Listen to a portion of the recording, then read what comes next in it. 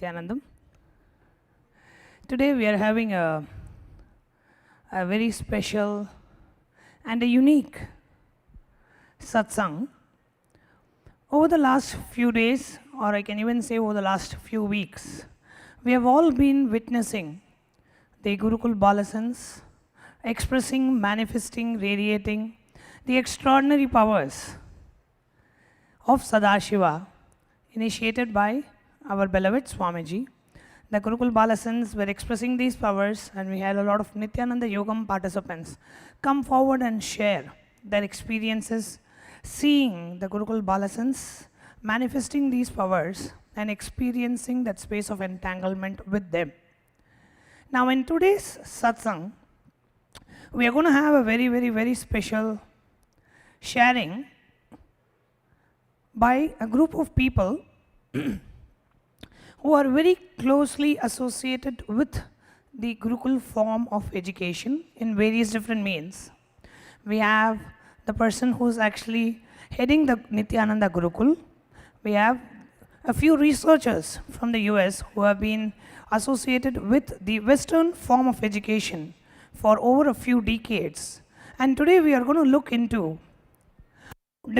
how different is the Indian traditional education system from the so-called modern education system that we have today, and how the Gurukul form of education works on developing the being rather than creating clerks and officers and managers, which is what the contemporary education, or what we call as today's Western education, gives to the children of the day. And because of which we are seeing that the youth that are coming out to the society, they may be earning, they may be having good jobs, white-collar jobs, earning a lot of money, but they surely don't know how to handle themselves in today's world, because the education hardly deals with that.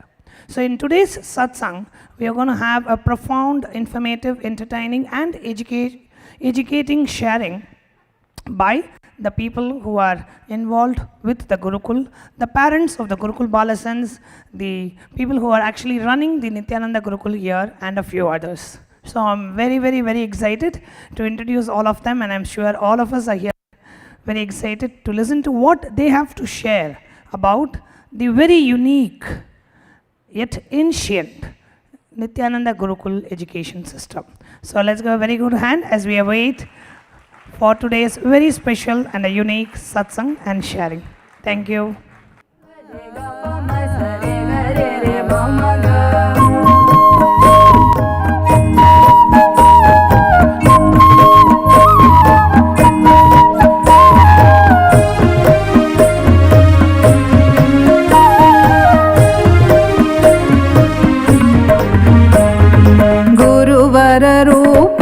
ज्योतिस्वरूपं परमानन्दं नित्यानन्दं गुरुवररूपं ज्योतिस्वरूपं परमानन्दं नित्यानन्दं हरिहररूपं शक्तिस्वरूपं सच्चिदानन्दं नित्यानन्दं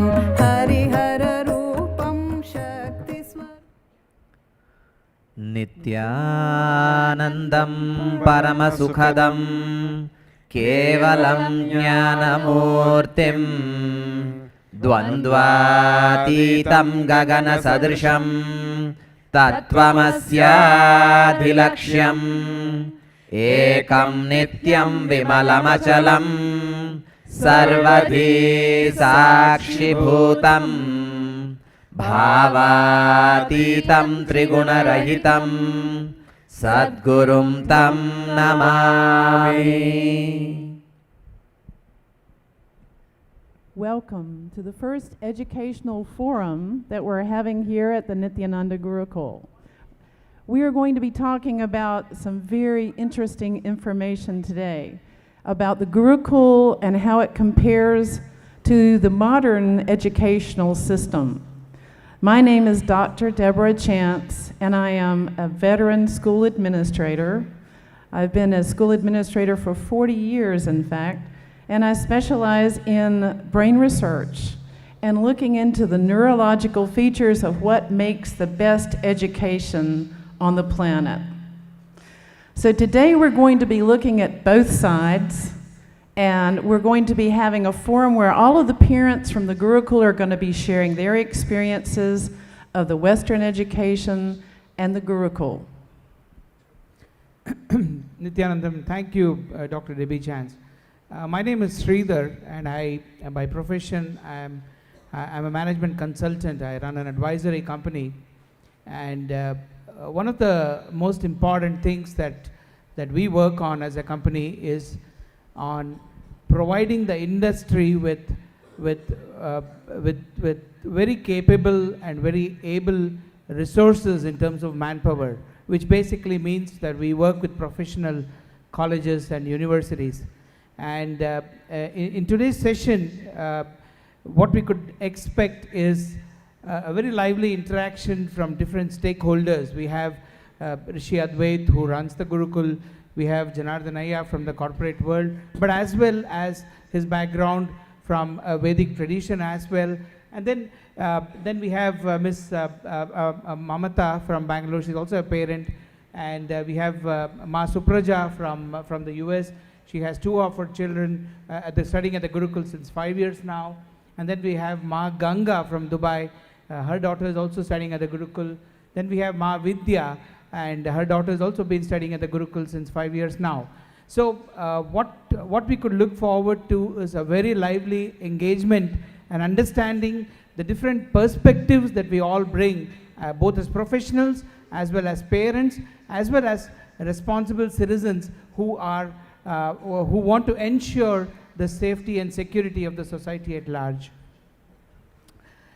May I begin with Rishi Advait. Rishi, what we would like to know from you is, what is it that the Gurukul offers children that cannot be found anywhere else in the world? Nithyanandam.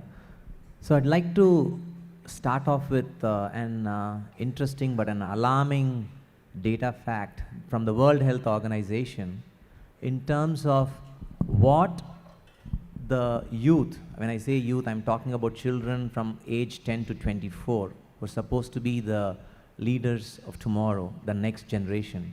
And what we have is that, according to them, the data facts that they have is almost 1 million youth in the age group 10 to 24 commit suicide every year because they don't know how to handle day-to-day life problems, whether it is failing in exams, or there is a relationship issue, or they have had a quarrel, a fight at home with their family or friends, or they have a health problem. So all these are day-to-day issues that they have to handle themselves. And what it shows is that today's youth is not trained, is not equipped to handle themselves. So now if I can't handle myself when there is a scenario that is not business as usual, then I am not going to be able to handle the environment around me, which could be my house, my family, or it could be the business that I'm running or the company that I'm working. So the biggest problem that is facing the society today is because the next generation is completely not enabled to handle themselves. And what Swamiji has done, our beloved Swamiji Paramahamsa Nithyananda, has created the Nithyananda Gurukul to exactly empower all the children, empower all the youth, empower everybody in this world with the techniques and tools from our Vedas and Agamas, so that each individual is able to handle themselves, to be in a state of powerfulness always, irrespective of what is happening around them. Because what we have seen is, it doesn't matter whether you are rich, you are poor, you are in India, you're in the US, it doesn't matter anyway, but as long as you know how to handle yourself, you know how to succeed. Sure. Thank you, Rishi. Dr. Deborah Chance, I think what all of us would like to hear from you, being a very seasoned and experienced research on education, you have 4 decades of work that you have put in studying various aspects of modern education. So why don't you share with us how things look at, how things look to you from the perspective of a seasoned educational researcher? You see, Swamiji has said that peace comes when we put the pieces all together. And what I see in the modern education system is that the pieces are all falling apart, and that it's not wholeness that we're exuding, it's HOLE. There are a lot of holes in the fabric of our educational system. And this is worldwide. This is not just in America. This is happening in India, where the suicide rate is going up. We have absentee problems, teenage pregnancy, substance abuse, low self-image. Many students are being diagnosed and treated for mental disorders like depression, bipolar disorder, schizophrenia. What I was doing is working in a school where everyone was at risk. And the United States of America issued a report that said we were a nation at risk because of all of these risk factors. So a day in the life of a normal education in America was violence, substance abuse, and hero worship of people who were exuding sexual types of behaviors, sexual dance, using sexual words frequently in the classroom context, kids being sent to the office, suspended from school. So it's confusion. And what we see is neurologically, kids need to be in a deep state of restful awareness. Right. So as a quote-unquote a modern educationist by profession, what is it that attracted you to the Gurukul style of education? So what happened was I was a long-term meditator, and I'd studied Sarah Lazar, who is from Harvard, and she's done brain research on what creates a person who can handle themselves in the world, a leader, a person who can organize and analyze and synthesize information and stand up to the world and become a CEO, be a great leader of the world, kind of a president of the world kind of person. And what I saw was it had to do with brain waves, that actually the disorders that we were treating kids for in the West are actually brain grooves in the brain. And the research that Dr. Daniel Amen has come out with is that your brain looks like Swiss cheese. Holes are prevalent in the brain when you're under stress, when you're under duress.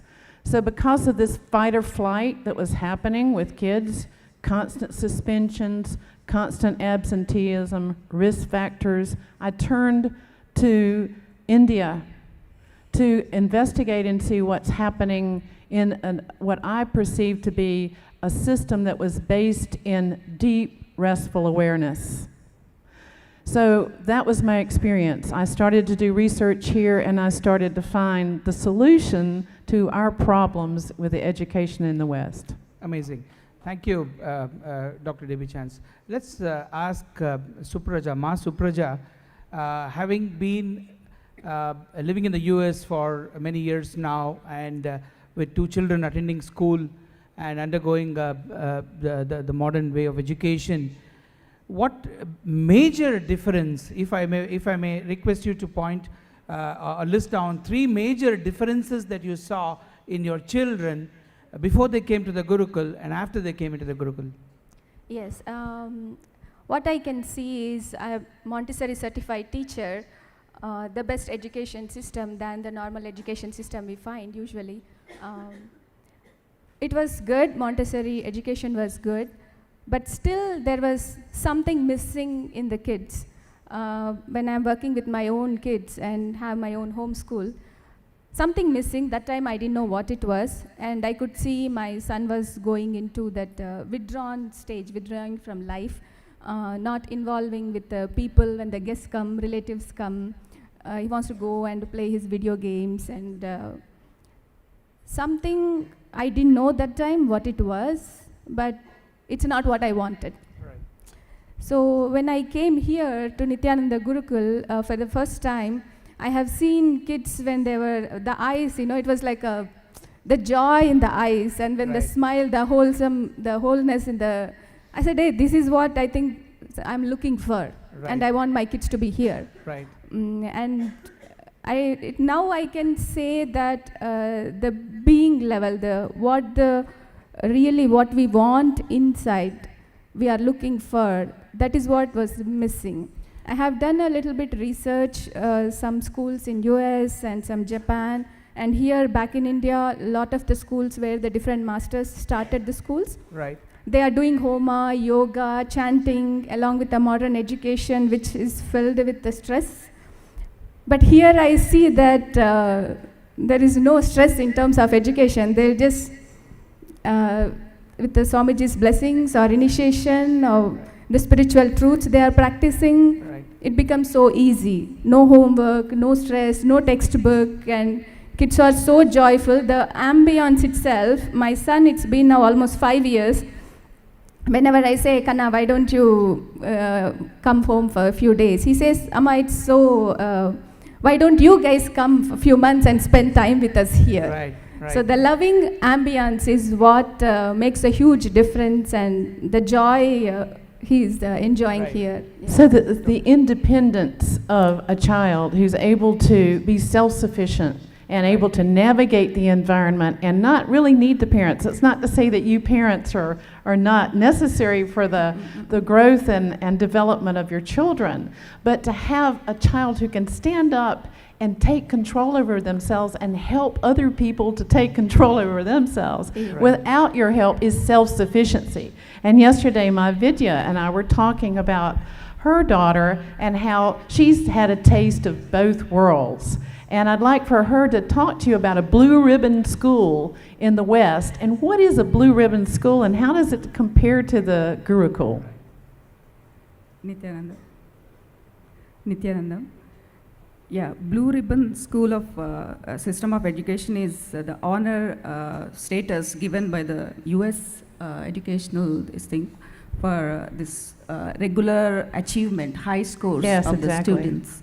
So my child, my daughter, she got admission into the Blue Ribbon School where she got to face, though it is technically a Blue Ribbon School, she got to face regular temperaments of the students, where the emotional breakouts, and which are in terms of anger, in terms of uncontrolled the language, it's all in the air. So the violence is what you're talking about. That there's 3,000 students in this Blue Ribbon High School. Yes. And it's an environment filled with a lot of action, and it sounds like psychodrama, which is what I was experiencing as a school principal. Is there's a prevalence or an agenda of having as much psychodrama as possible. So she experienced psychodrama up close and personal, and I'd like for you to share that story.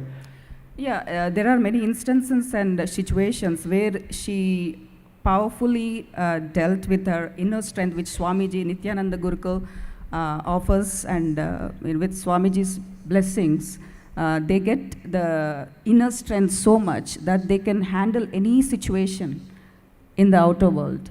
I have a question. Sorry to interrupt you there, Ma. It would be very interesting for us to connect the concept of inner strength that Ma just now spoke. Why don't we ask Rishi Advait, how can you expect, or how can you get a child of say 8 or 9 or 10 to develop their inner strength? What is it that you do differently to get them to develop the inner strength? Because as I understand, at this age, I fail many times on inner strength. There are times that we all go through powerlessness, right? Now, if a child of 8, 9, 10 or 12 is able to consistently demonstrate inner strength, a strong concept like an inner strength, how do you actually do that? What's the magic that you put them through? Well, the magic word is Paramhamsa Nithyananda. So,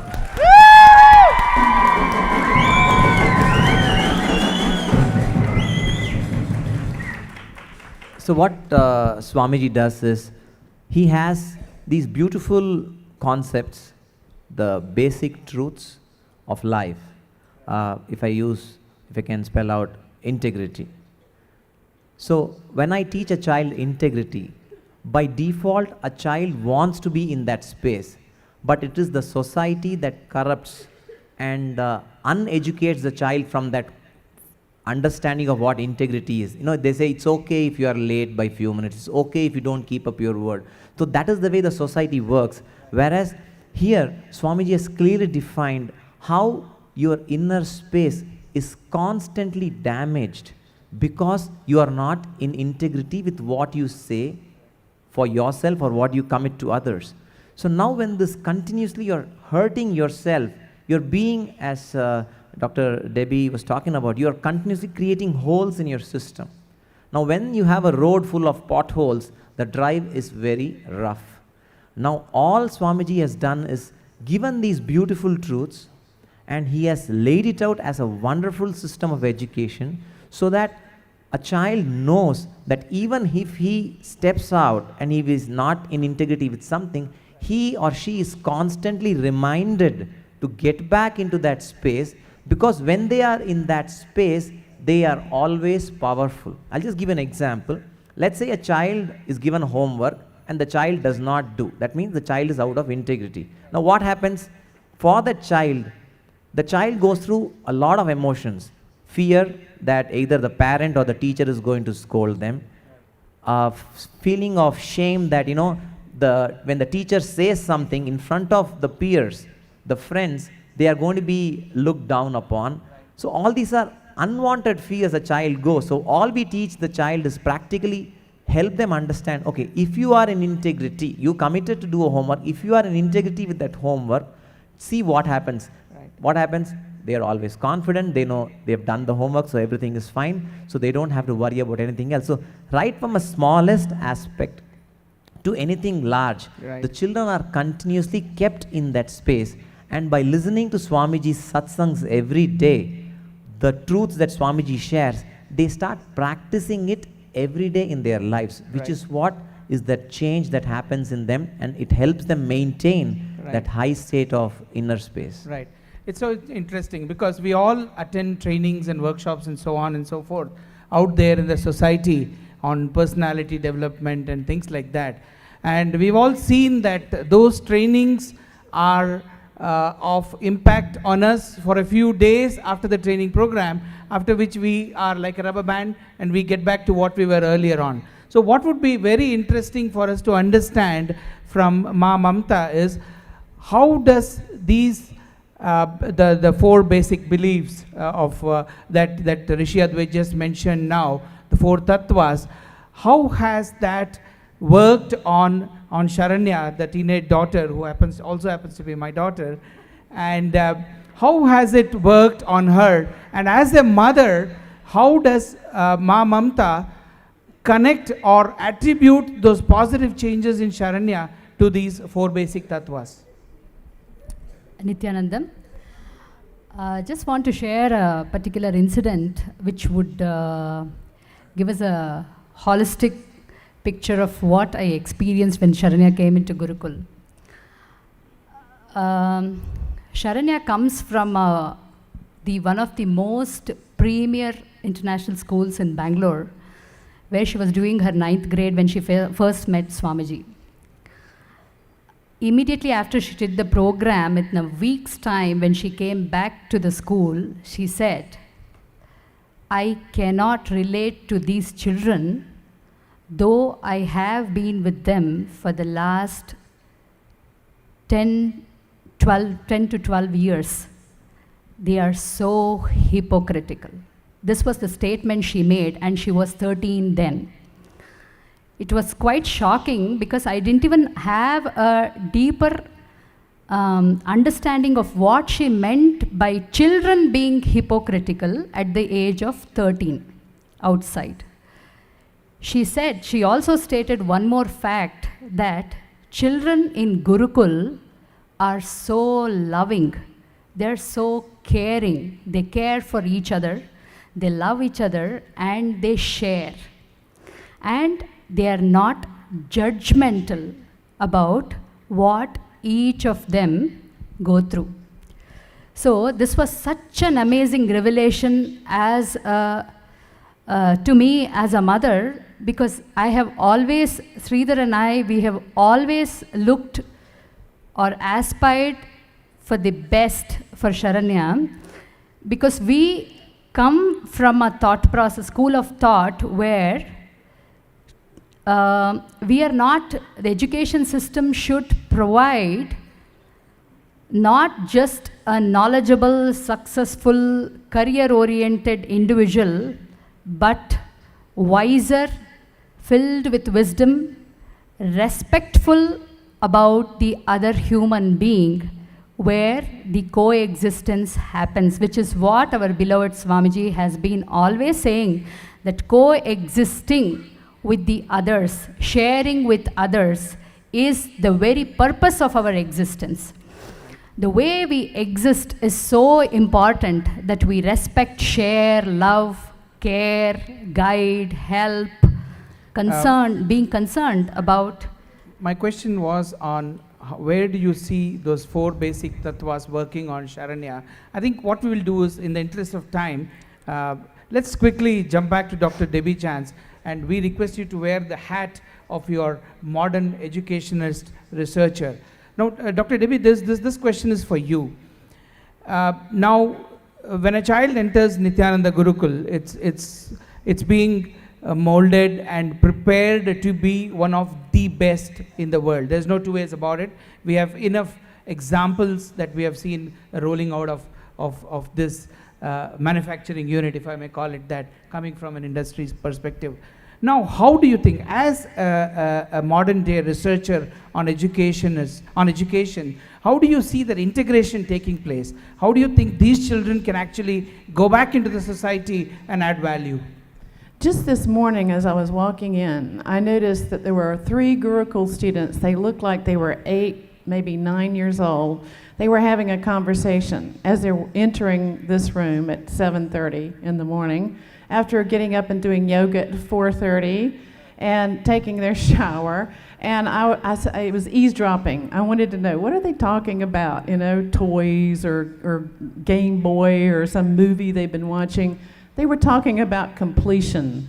And that's problem solving, in case you're wondering what that word means, but it comes from being integrated and being authentic, which is the basic foundation of the Gurukul. So they're living these characteristics. Just complete. Write down your feelings about that. Write everything you need to feel and experience. We'll talk about it. We'll look at your notes. We'll compare and come into completion.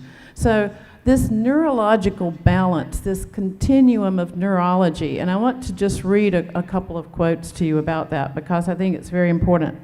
The brain is changing its structure depending on where you rest your mind. Right. Every experience recreates the brain. This is neuroplasticity, and it's on the cutting edge of psychology in science, in terms of academia.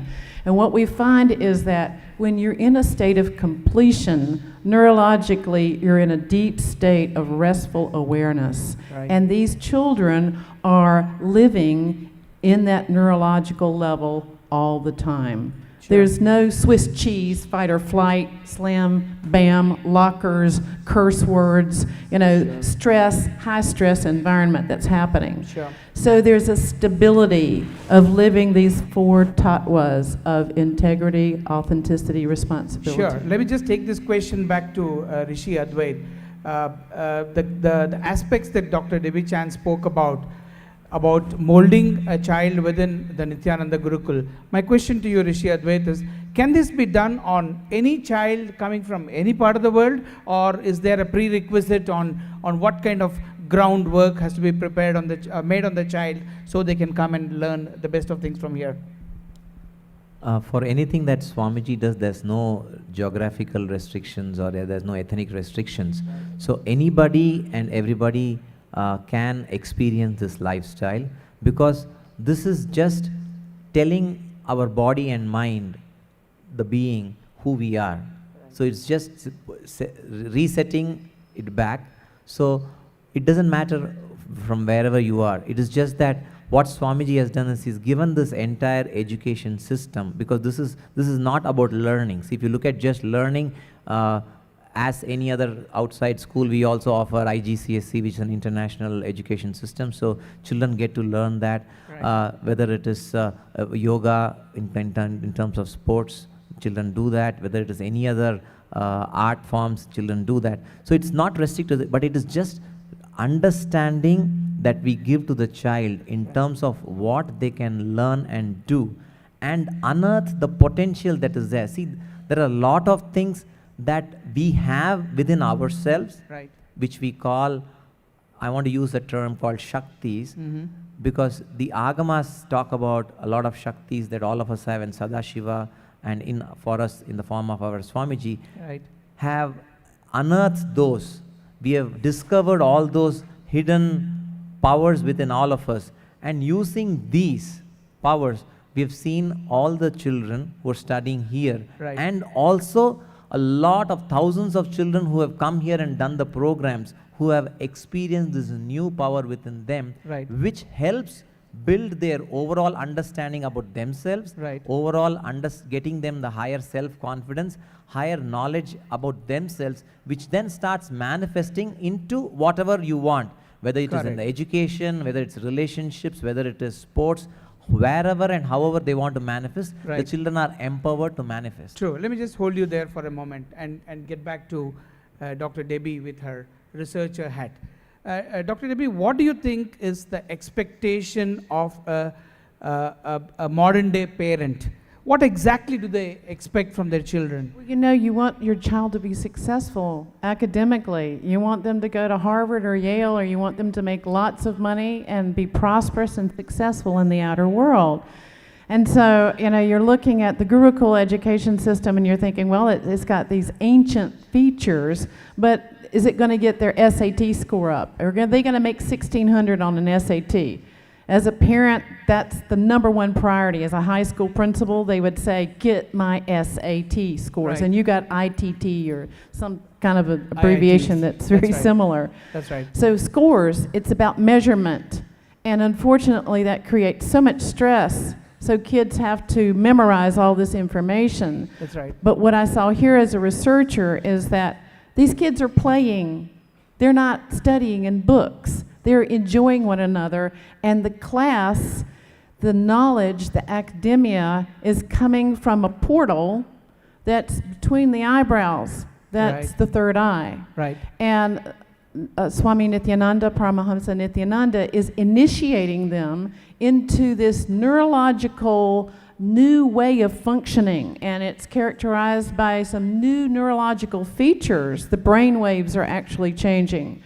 And the galvanic skin response. There are all of these biochemical and biological features of this new species. But what we're seeing is that these kids can download information. And I gave a test, and I've mentioned this before. I brought show and tell. It's called Match Wits with Mensa. And these kids are answering these questions, and they're looking in what's called a Krista Shila and seeing the answers. And these answers are very, very complicated. One of the children looked at me and she said, "Ma, what is a 3-panel painting?" And I explained to her what it was. She saw that answer in the Krista Shila. So they're like encyclopedias. We have, just like on an iPad, these applications, and we press the application or we press Google and the answer comes up. The same thing can happen neurologically. There's a new neurological feature that has been heretofore unexpressed. And even Albert Einstein said we're using less than 10% of your neurological capacity. Let me just pick the brains of Janardhan Sharma, who has himself been a Gurukul student probably about 40 years ago. I'm being very modest on it. He would probably require a smaller number. So what's been your experience of being in a Gurukul them days, about 3 decades or 4 decades ago? And what is it that you see different at the Nithyananda Gurukul, where 4 of his children are studying? Nithyanandam, there are actually lots of differences, not only with the 2 decades old, whatever the Gurukul system and current Gurukul system. This Gurukul system is actually, I don't want to compare with any of the modern days education system as well as olden days Gurukul system too. Because here, see the modern education system, there are a lot of actually differences. Suppose if that education system is the best education system, if that is what the parents they are feeling, then why there are lot of differences between CBSE education, state board education and different parts, different countries, different kind of education system?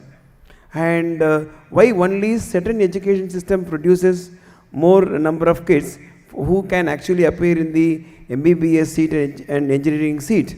It is actually, if the education system is good, why only few schools are getting good name? It should be education system based or school name based. My question was a comparison between your experience in the Exactly. Gurukul that you studied vis-a-vis the Gurukul that the Nithyananda Gurukul that your children are studying. Now, in my days, actually, when I used to go to the Veda Pathashala where I studied Vedas. After that, also parallelly, I was studying in the school. Those days, actually, we used to go to the, we reside in the Gurukul, and we used to get up at 4 o'clock and we practice, and we used to chant the Vedas and things like that. Wherein we don't actually, we are not in the position to, manifest the power. Here, I am seeing the kids are actually enjoying the studies and also manifesting the power. Does it mean That you is- did not enjoy the Gurukul times of We yours? were enjoying, we never thought that we can do or we can manifest the power. That is the greatest thing. Second thing is that whatever we do by actually based on the Shastras, not based on the context. And we have to practice because our Acharya is telling we practice it. We never understood the context. But if I go and ask any of my kids or any Gurukul kids who is actually 7 years old or 8 years old, they know the context. That was very surprised. When we used to chant the Upanishad, we never even thought of actually understanding the meaning or even practicing those things. Right. Wherein whenever I am talking to the kids, they are not only talking about the meanings, they are practicing it. Right. That is the very big actually the difference. Beautiful.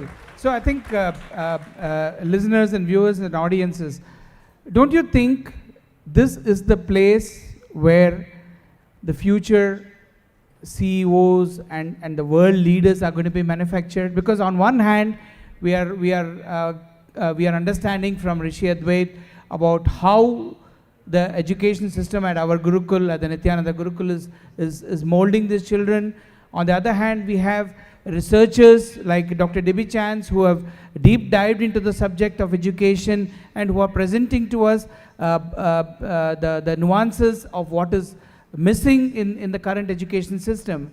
And don't you think that this is a great opportunity for us all to get deeper into what is the outcome that a parent could expect from a child coming out of the Nithyananda Gurukul? Let's quickly jump to Ma Ganga from Dubai. We all know that the societal conditions at Dubai are slightly different as compared to other countries, basically because of the religion that they follow. And having said that, she's also a teacher in a school there. So from your perspective, both as a teacher and as a parent of a child at the Nithyananda Gurukul, what is it that you see as a big difference, a major difference? Nithyanandam, as my daughter born and brought up in Singapore, very stressful environment, and even though she's doing academically well, and after coming back from the school, she's full of stress and anxiety, which leads to depression and which leads to self-harming. And most of the time she goes through a lot of mood swings. And I couldn't handle her, even though we are giving her comfortable life and spending so much for extracurricular activities like swimming, dancing, all that. But I don't know where she really got stuck. And that gap, I couldn't know what is that gap. And after attending Swamiji's program, I see a lot of Gurukul children here feel so joyful and very happy. So that's what the parent really, at the end of the day, we want our child to be happy. Right. And the successful is the next thing. We want my child to be happy. And even though we give so much outer world things, she's not happy. Right. And I felt there is something really missing. And what I saw in Gurukul here, and a lot more than she's always doesn't know how to take a decision. Mm-hmm. And she got stuck in all the aspects. And also she's asking, she's always clingy with me and unwillingness to the life. And she doesn't involve anything with the life. Right. And what I notice here is all the children are involvement in the life is 100%, not even 100%, 200%. Right. And they also know the context, why I am doing what I am doing. Right. That part is missing in her. And I found out that this is the thing the child has to know from the young age. So and the other thing is the age of your child, because she was 13 going through this. Yeah, she's 13 and she's going through a lot of teenage things and a lot of negative feelings about the life. Right. When I came to the Gurukul, all the children are using so much positive energy and so much confidence about the life and something looking higher than what we perceive outside the world. Wonderful. Thank you, Ma Ganga. A very interesting point Ma Ganga raised is the concept of quote-unquote extracurricular activities. Because these days, out there in the society, the modern way of education, there is so much of hype being created about extracurricular activities, and inadvertently they end up putting more pressure on the children, because the children not only have to rehearse their lines for the drama, but they also have to score an A+ to satisfy their parents and the teachers and the principals as well. This question is for Rishi Advait. What is your, or what is the Gurukul's, our Gurukul's concept or approach to extracurricular activities? See, what we have understood and what Swamiji continues to reiterate is, there's nothing called extra, there's nothing beyond, there's no vacation. We always have to live life to the fullest. Or is it vacation moment. Always? So when you do that, it is vacation always, as you rightly put it. So you just have to experience life as it happens every moment, and when you start dealing with it and you start manifesting the life that you want, then you really don't want a break. See, it's like this, when you are doing something that you like, you never look for a break. If you look at an artist and he's doing a painting, he's not looking for every half an hour take a break, and no, he wants to continue, he wants to involve. Or people who write books, or people who are singing. Right. So when you look at all those art forms or the so-called sports, whatever it is, we want to be doing that because we are involved. When we give our life into it, you want to continue with it, that you never want to take a break. Whereas unfortunately, the way the world has been structured is, you have to take a break for everything. You take a break from studying, you take a break from work, you have to take a break from life. You think you go on a vacation, but even at the end of the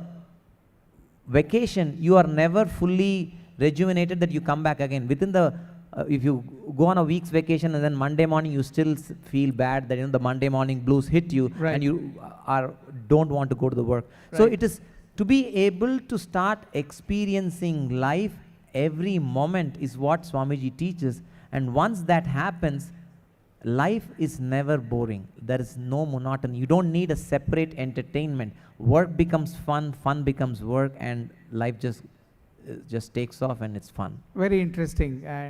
Don't you think we all are yearning to go back to Gurukul? Yeah. Wish we had a Gurukul for elders as well.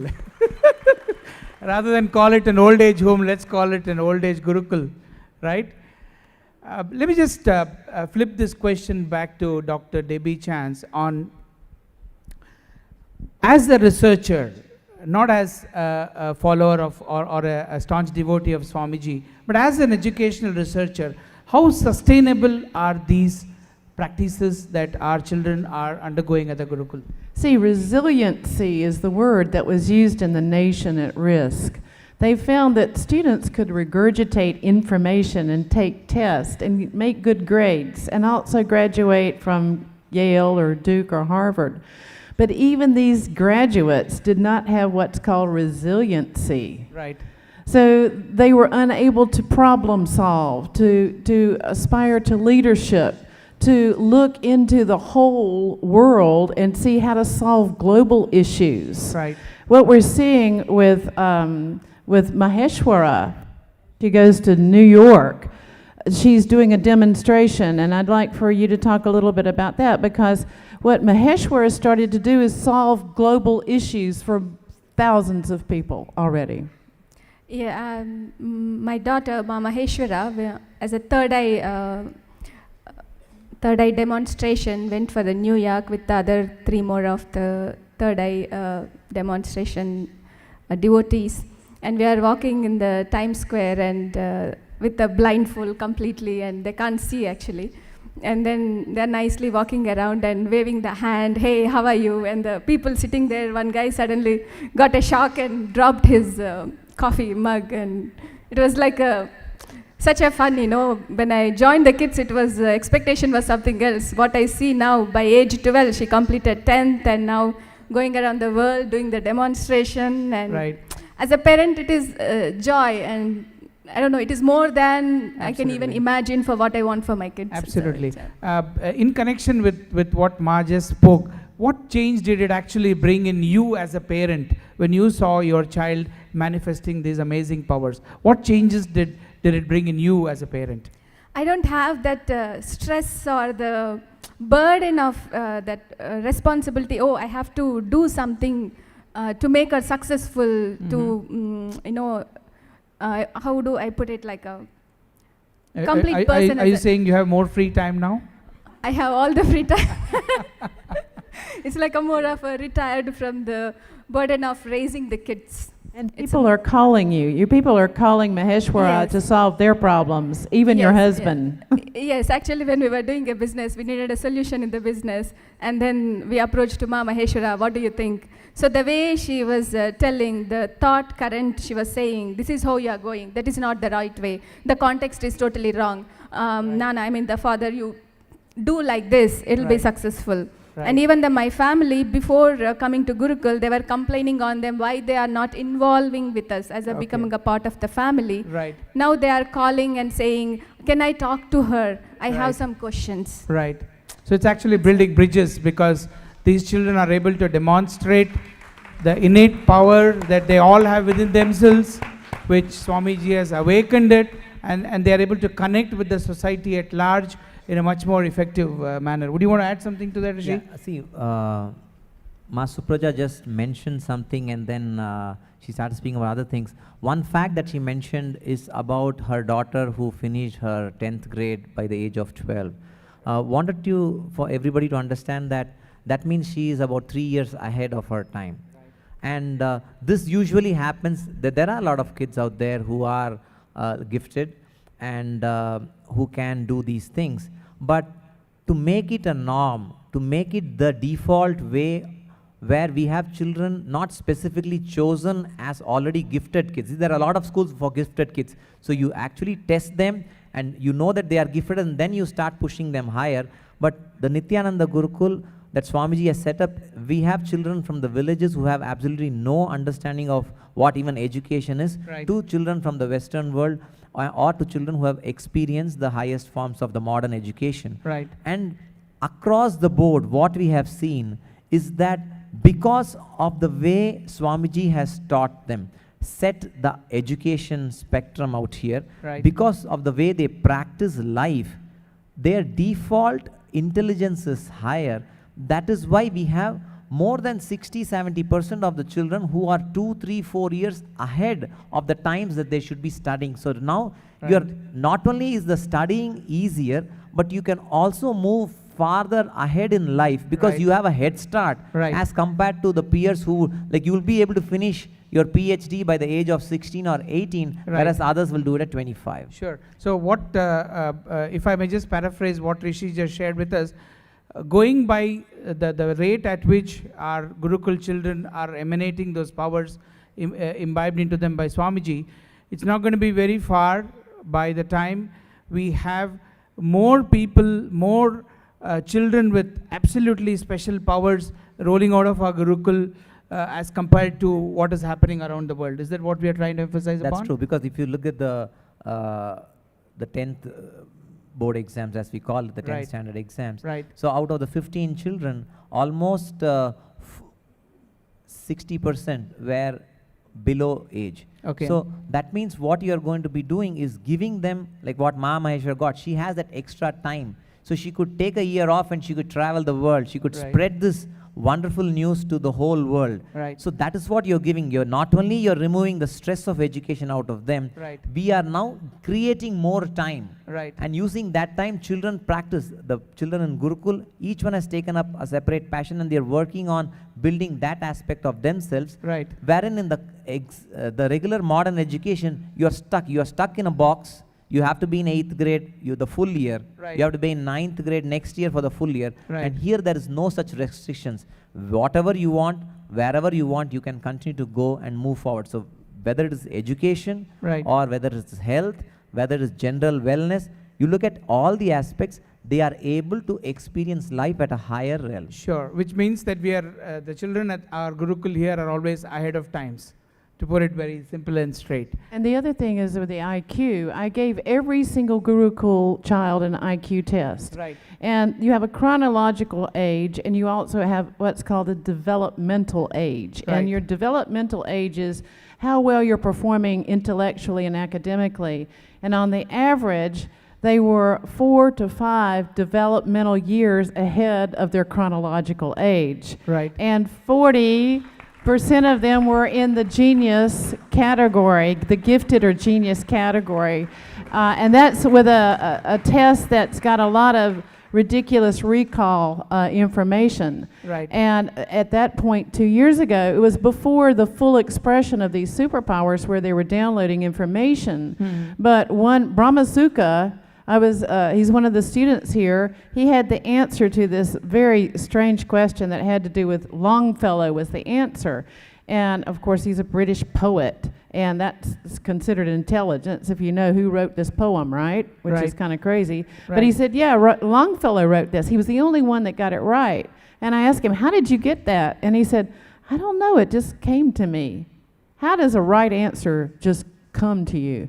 And so I put in my write-up on the exam, these students seemed to be getting answers out of nowhere, but I didn't understand then, 2 Right. years ago, where Right. this was coming from Right. until now with this Shaktini Pada Right. that's happening where they're retrieving information out of a cosmic archive. Right.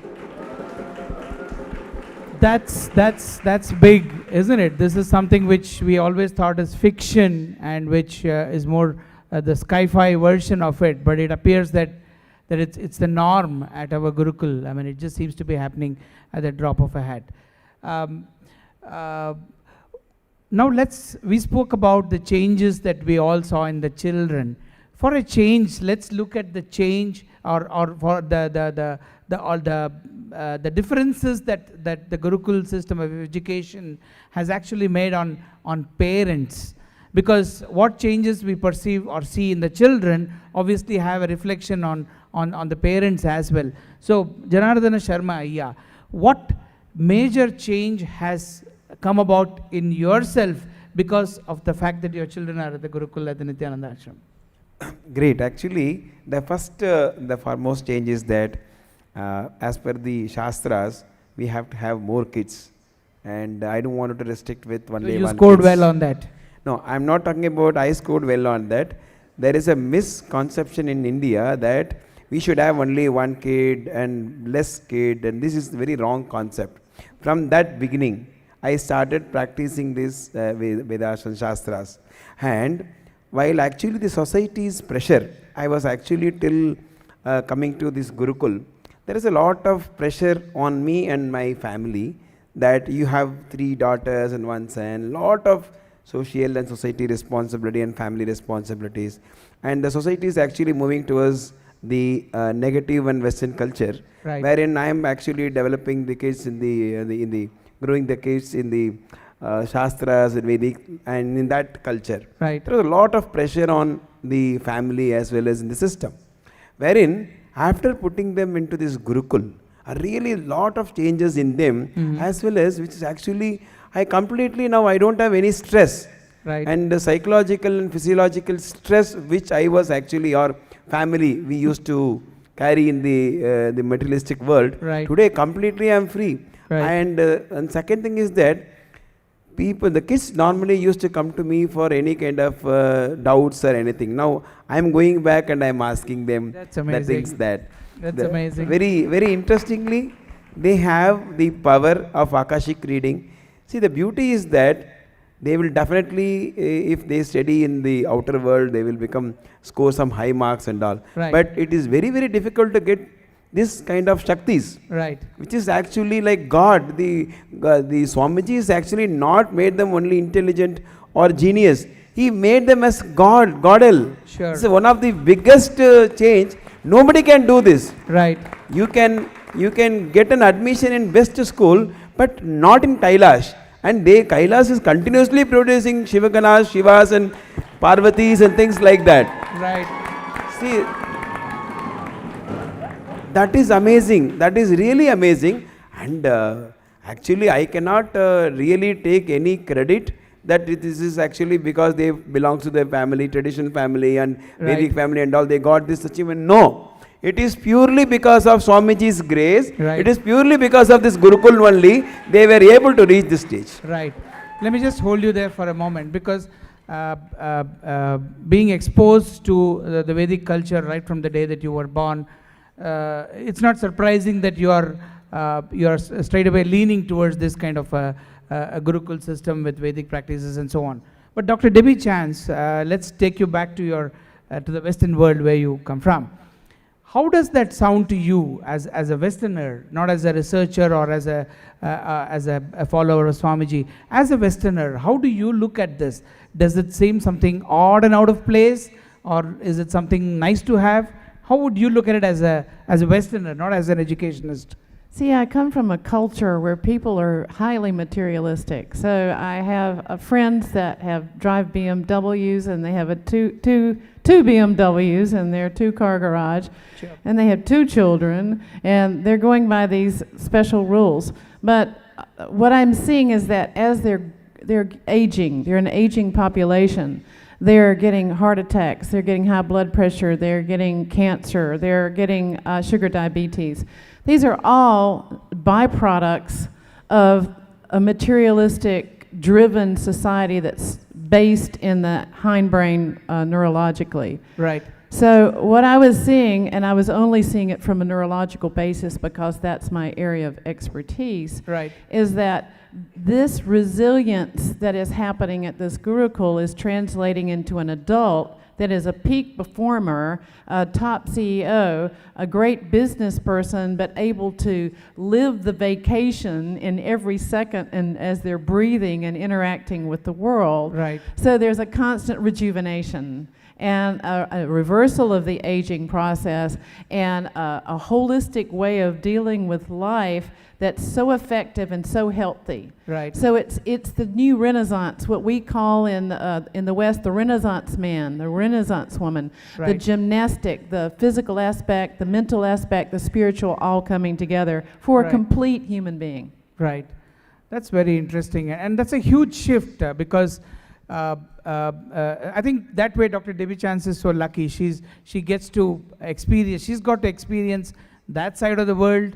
She's been born and brought up in a different culture, as she shared with us. And now, the past few decades, if I may say so, she's been exposed to Swamiji, his teachings, and with all the changes that is taking place.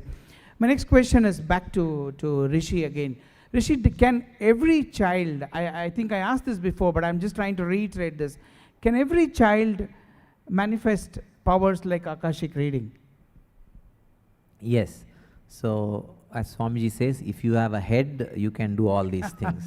So that because it is Swamiji's initiation. That is all counts. There's nothing else required. You don't have to have some different kind of a body or you have different kind of a lineage. Right. You just have to make yourself available so that Swamiji can just transmit and transfer and initiate these energies into us. Right. And once that is done, all these things starts happening. See, it is just that we've had not only our own, see, if you think about children who are in Gurukul, they are living here in Swamiji's energy field always. They've been here for 3, 4, 5 years. You can say they are expressing these powers. Right. But even children who come here to attend programs, they come, Swamiji initiates, and in the next half hour, they are able to see with their eyes closed. Right. So this is just something, it is a gift. You cannot get it anywhere else. Only if Swamiji wants, he can give, and Swamiji has been so benevolent here. He Right. has made this available free for everybody. Any child in this world can experience this. Right. Anybody can walk in and attend the programs, and they just experience these powers in them. Sure. And that is all it is. And I just wanted to add one more aspect, is about the health. See, I'm also a parent. I have 2 children who are studying in the Gurukul. That's right. And I have experienced firsthand in terms of how they are able to handle illness and injury, and what I have learned. See, Right. the first time when Swamiji started telling us, teach them the spiritual truths. Right. And we didn't know how a child will able to understand all these. When I tell a child, you are not the body. Right. No, don't worry, you are different. The body is different. Right. We didn't know how the child will understand. But Swamiji always came, don't worry, children are very intelligent. They know, they can understand. Right.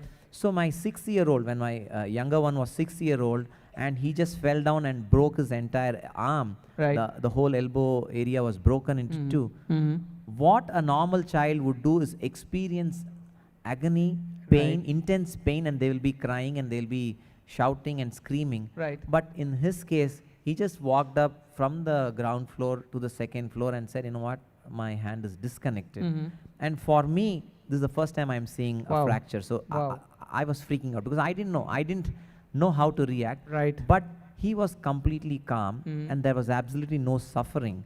And then when we took him to Swamiji was just smiling and said, see, this is what I said, that these spiritual truths work on children so easily because that is their default way of life. Right. And we did whatever we needed to do in terms of give them the medical attention. But then 3 months later, when we were speaking to him, and he had fractured his left hand, but I when we see. were asking him to talk about what happened, he started showing his right hand. Oh my. So Okay. that means that suffering. Right. See, what we have seen is whether it is Eastern research of education or the Western philosophy of education, when it comes to research, we've seen that the suffering that we as individuals carry Right. from the time we are born, Right. we carry it all through our lives, and this suffering repeats in ourselves time and again and making us feel powerless. Right. And what we saw in my child, both in the younger one and later on the older one also had a fracture, and in both such cases, and we have seen hundreds of other children who are now practicing this lifestyle, is that Right. this suffering component is not there. So that means, like I was talking about the example of a pothole, there are no potholes in this road. Right. So everything gets automatically filled because Swamiji has taught us this process of Purnatva, the Right. completion. So whatever happens, we don't have any residue of these negative issues that we face in our lives. Right. So they are never translated into the future, and because of which life is always wonderful, life is always exciting, life is always Amazing. fulfilling, Right. which usually is not the case for all of us, which is why we suffer through depression, because we Right. still go back to the past. Right. But here the children are taught how not to look at the past, how to erase the past and just keep looking into the future and just manifesting what you want from the future. Very, very interesting. And this can be Very- verified just- neurologically. Very interesting, Rishi. I just want to add one more point here is that whenever we are talking about Shaktis, manifestation and things like that, normally people will understand that all this fine, Shaktis and all, it is okay. How they can actually relate with materialistic world? Materialistic, See, apply- I'm application. telling, how the application wise, if you see that, when I put my kids in this Gurukul, the first 3 months, when they, after the 3 months, when they came to my home, they told that inside Buddha, outside Bill Gates. Right. That was the statement they That's made an it. amazing statement. That yeah. means Yeah. you can actually, this manifestation of power Right. and application into the day-to-day life, they anyway super intelligence, and also if actually the scientists will take to discover something for after spending 10 to 20 years, these people, since they have excellent connection with Sadashiva and Swamiji, immediately they can discover or they can come out with a new product or new molecule or anything. Right. That means outside any in the mechanical or materialistic world, Right. they will be super succeed. There is Right. no any doubt about that. Sure. Being a parent, we should understand this concept first. Right. So what Janardhan Ayya is emphasizing is that a Gurukul child is not only exposed or trained on aspects of spiritual way of living, but also being mentored to be a highly successful entrepreneur or you name it what. The sky is the limit as far as this Gurukul kids are concerned. Dr. Debbie, you were saying something? No, I was saying is that that can be neurologically verified because with the Dr. Daniel Amen, there's a place, it's called the brainplace.com, where they show the brain of resiliency. And it's a whole brain functioning. The prefrontal cortex, which is the command center of the brain, is aligned with that Anya chakra, and those energetic systems are coming together to complete the circuit to form a new DNA. So we're talking about a new species. We're not talking about some old school concepts about doing well on tests. Right. This is a new species, a new neurological functioning, and it can be verified by science. Amazing. Let's And, one more thing. Few days back, when they were doing the demonstration, they met one doctor. The doctor came and they were doing the body scanning. See, whenever you do the body scanning with normal people as well as the doctor, there's a big difference. The doctor was so surprised, whatever the medical terminology inside the body that they were used to study in the books, they refer, these kids, they have not even touched right. at the age of 12, at the age of 11 or 13. They were able to actually tell that particular body part name inside. Right. And also they are able to use the medical terminology. Right. Which was so surprised for the doctor. Right. He said, after spending 25 years and 6 years only on the medical field, we ourselves not actually very clear about the medical terminology, Right. wherein they were able to use the medical terminology which is used in the latest medical journal. Right. Plus they were also able to give the solution, and the doctor completely surprised. See, this is the big difference, that it is not only power manifestation as what normally we feel. Right. It is beyond that. We Right. don't know what and all they are going to, the future may they are going to discover, they are going to do that. Right. Second thing is that if you actually normal college, if you go, well, spending 20 years and after that 5 years in medical college. Right. But these kids, by Swamiji's initiation, 5 years medical, complete medical syllabus can be transferred within fraction of second. Sure, let me just hold you there. As an educationalist, how do you think the universities, the so-called branded universities of the world, are going to react and respond to what we are actually seeing here today? Well, I'm going to be honest with you. It's called cognitive dissonance, and it's a psychological term, which means that it's so new and it's so different, it's hard to wrap your head around it. And, you know, as a scientist, as a social scientist and a brain researcher, Right. I've seen actual materialization or teleportation. Okay. And I saw with a naked eye, this part of the hand right here, a stone came out of a Gurukul's this Wow. area. Wow. And I saw it, the point of the stone come out of the skin. And I was watching this happen before my very eyes, and I couldn't believe it. Right. I couldn't believe that this was the truth. So there seems to be a psychological, almost startle response, like deer in the headlights, that no, this no way that this is really happening. Sure. But all of these, this command of knowledge, it's a new way of accessing knowledge. How do you think the universities will look at it? The so-called advanced universities of the I world. think that people like Sarah Lazar, who's done research from Harvard, there's a lot on the lady that had my stroke of insight, where she went into this altered state of consciousness. I think there's an interest and an excitement about the possibilities of these new capabilities. And we Okay. know we're using less than 10% of the neurological capacity. Okay. So there are social scientists and neurologists that are wanting to see what's the next step. No, No, actually, I want to add here, when all these actually so-called scientist world were thinking 300 years back world is flat. And they Exactly. had to spend a lot of crores of rupees, millions of dollars Yeah. to discover that this is in round shape, wherein Indian ancient studies very clearly says Bhugol, wherein they spent and finally they were not able to change anything. They got shocked, simply shocked. Like from there till date, every time, whenever they are inventing something, they complete, no, they will come out with shock. Like that, when these kids, like one Sai Baba, it's very big for the world. He is able to give us a lot of manifestation and things like that. He was able to do that. Right. Wherein now today we are talking about thousands of Sai Babas have been generated by Swamiji here. Right. And each and every person is going to do each and every students, they are going to manifest not only the Vibhuti Kumkum, even the diamonds, even the gold. So the scientists, the world, definitely they will be surprised and shocked. They have to wait. The universities have to be wait. They don't know anything as of now what to do with this. This is new species. The new university is going to come. They will take some time, but they have to accept it. But They have this to is follow. why neurologically, we need to say to the world, this is real. This materialization, teleportation, body scanning, remote viewing, this is real. We need these scientists to come out with their MRIs and their CAT scans and their brain scans to show what this looks like on a DNA level, what the mitochondria look like on a cellular level. I'm seeing a student who is manifesting this herb that's called haritaki, and all of her arms are covered in yellow powder. It's coming out of her skin.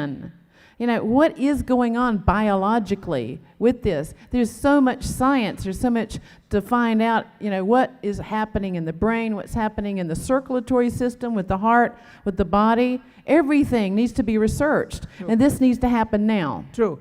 I think that's a very important element, and I think I have a very interesting and important question for Rishi. See, there are two ways of looking at it, as Dr. Debbie Chance just now mentioned. One is using the so-called modern technology to try and understand what is happening, which may be required and may not be required. The other side of it is looking at the outcome of the application of these powers, right? So these are two different aspects altogether. One is to prove whether it is right or wrong. The other one is to look at the effects of applying these powers.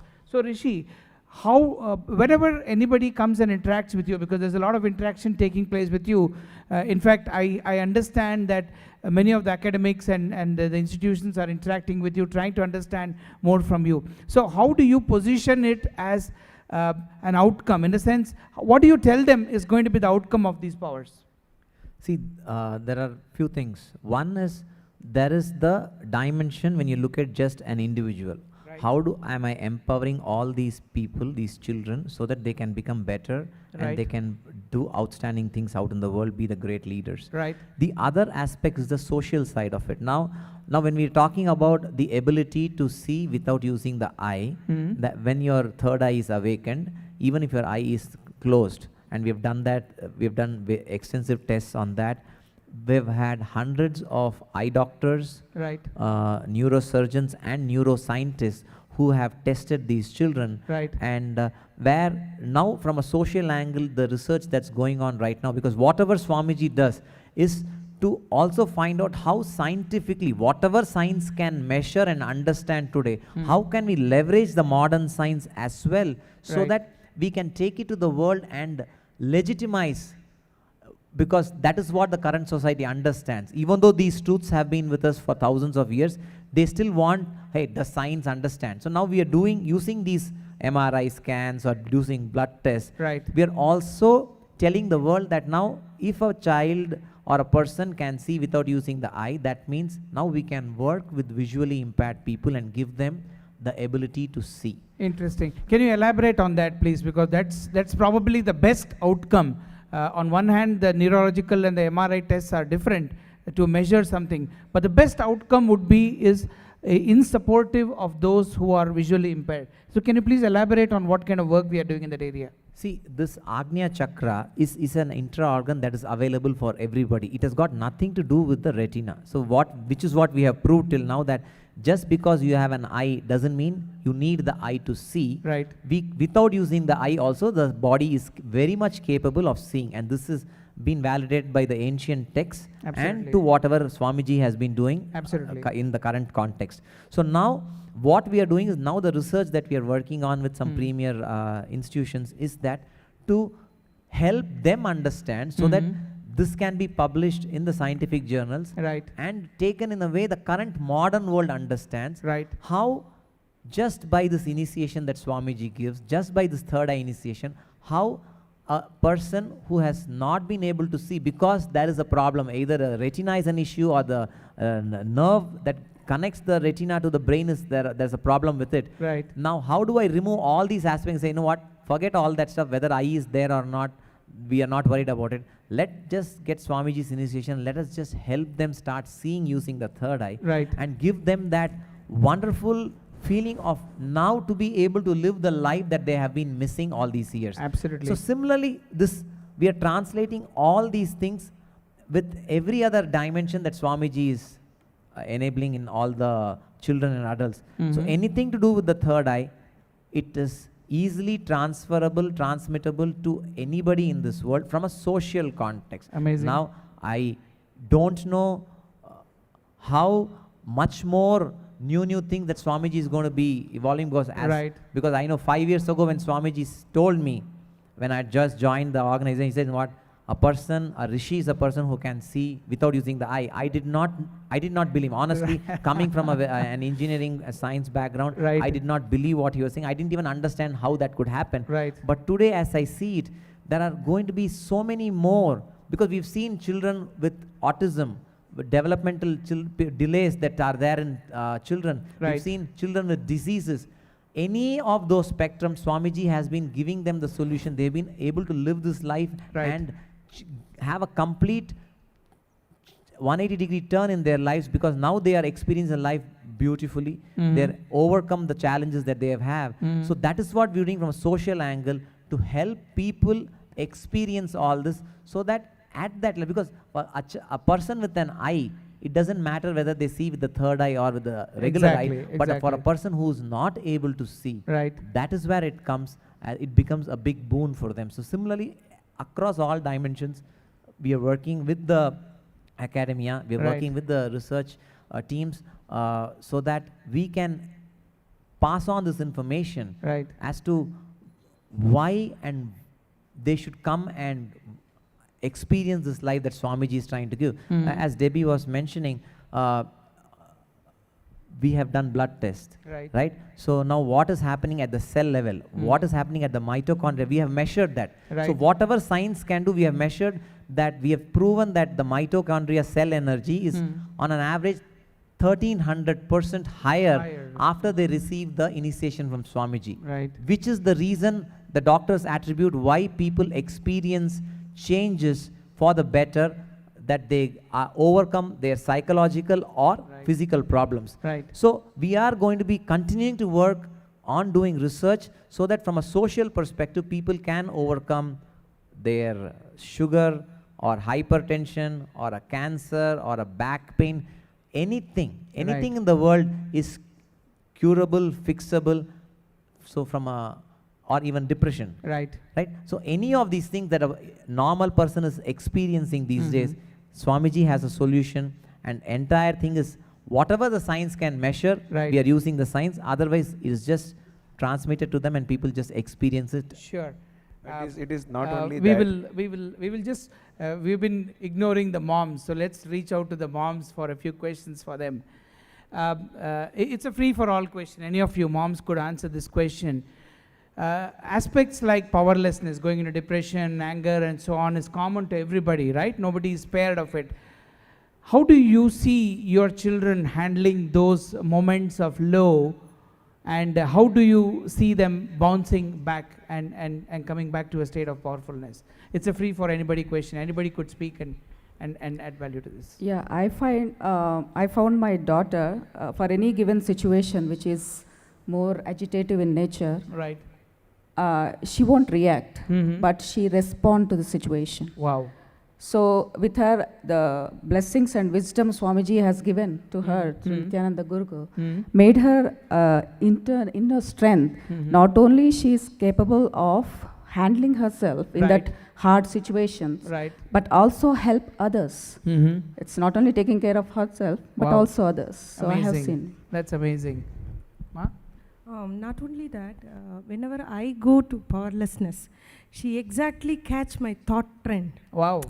Where I am Wow, losing. wow. Where I am not the gap. Right. Bridging the gap. So I think all children out there in the world should hear this. You can catch your moms with their thought processes. And dads too. And actually she's giving a solution for that problem also. Right, right. Yeah, that's amazing. But how do you take it? Do you feel insecure that, oh, what does a 15-year-old know? I am X years of age, you know? See, at first our ego is slashed there. Okay, right. And second thing is, what she is saying is, when I look in, it's exactly there where I am stuck. Right. So, as a parent, when it is coming from my own child, I look in and understand that where I can change and adapt to the environment. I see, I see. That's wonderful. That's the thing. It's more of a, I can't say it's a powerlessness or anything. When they are going through the process, something they have to work it out in what they are going through here in Gurukul. It's like they go inward. They'll spend time with themselves and trying to see what is happening.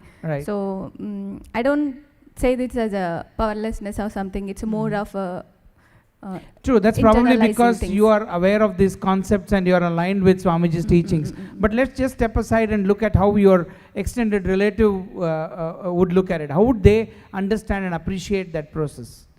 It's in a simple way to say, like last 5 years, my family never came to see the kids. They were so upset that kids were here.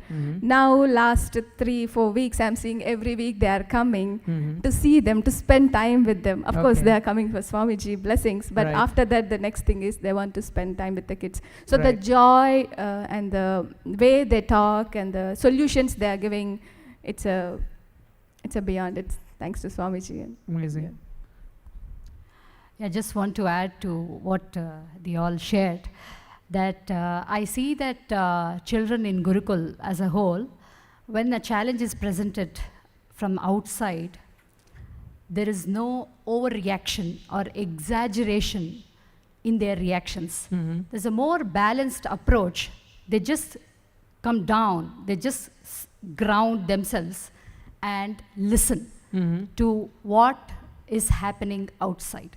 So the moment they do that, their emotions are so balanced, their emotions are in control, and nobody can accelerate that. Nobody can bring out an expected reaction out of them, which is what I have noticed. That's amazing. And I see that they are able to hold the space even for the other child or the other adult who is talking to them or who is there in front of them, so that they also become complete. They also become more balanced and the space is aligned, so that there is no friction in the conversation. So that is what I have seen in all the Gurukul children, most of the Gurukul children that I have interacted, most of the children that I have dealt with, I have seen that even without knowing, when they bang into you, they just stop, they slow down and they apologize, and that apology is so authentic. It is coming from within. That's so important, that isn't it? Right. Even though you feel angered, you know, when someone bangs into you, you feel like, oh, are you not aware? Even that reaction comes up, but when they apologize so sincerely, I should say so authentically, because they express what they feel, that completes you, and that's an amazing strength to have as a child, which is what I have seen in children. That's amazing, Dr. Reddy. Entanglement. What's happening is that we're entangling with the Gurukul kids' brains. Can you elaborate on what entanglement means? Because there are so many different contexts. Okay, so there's a scientific effect that's called mirrored neurons, so that when you're seeing someone who's drowning, you are actually having the same galvanic skin response, breath rate, heart rate, physical features, neurological features. Well, the same thing is true if you're surrounding yourself with people who have resilience, leadership, they're complete, you're living in their breathing space, and your brain starts to take on the same brain waves. Just like in the educational system in the West, when there's this constant stress, this constant fight or flight, neurologically everybody is, the teachers, the school resource officers, the drug dogs, everybody is in fight or flight. Right. So that creates disease. Right. What we're seeing is that this neurological function here is entanglement, and we're all moving into that deep state of restful awareness together. Amazing. That's really amazing. So I think what we will do is we will the good news is that this interaction and these kinds of programs are going to be ongoing. We're going to have a weekly session with all of you, and the whole concept is about slowly but in a structured manner exposing the whole world to all the wonderful things that are happening here at our Gurukul. Point number one. And point number two is, for us also, see, the interesting thing is, more often than not, we may be sitting next to a Balasant here at the Gurukul who can manifest powers, but how much am I able to understand and appreciate that? Initially, it might be a matter of inquisitiveness and curiosity, but what next? So the whole concept of taking this discussion forward week on week for probably for the next few weeks, the whole context is for all of us to understand that the whole science of power manifestation, which our Gurukul kids are able to demonstrate with Swamiji's blessings, is pure science. As Swamiji always says, it's the science of living. It's surely not the art of living. It's the science of living. So Swamiji has taught us that there is science in everything and anything that we do. Even something that could seem to be a fleet of the hand, a magic trick, as somebody in the world would call it, is not that. And the interesting thing is that Swamiji always presents all these concepts to us with absolute authentic backing of where the source is. And as we go along in this series of interactions with all of us around this world, we would have more and more opportunities of understanding what that science is and where is that coming from.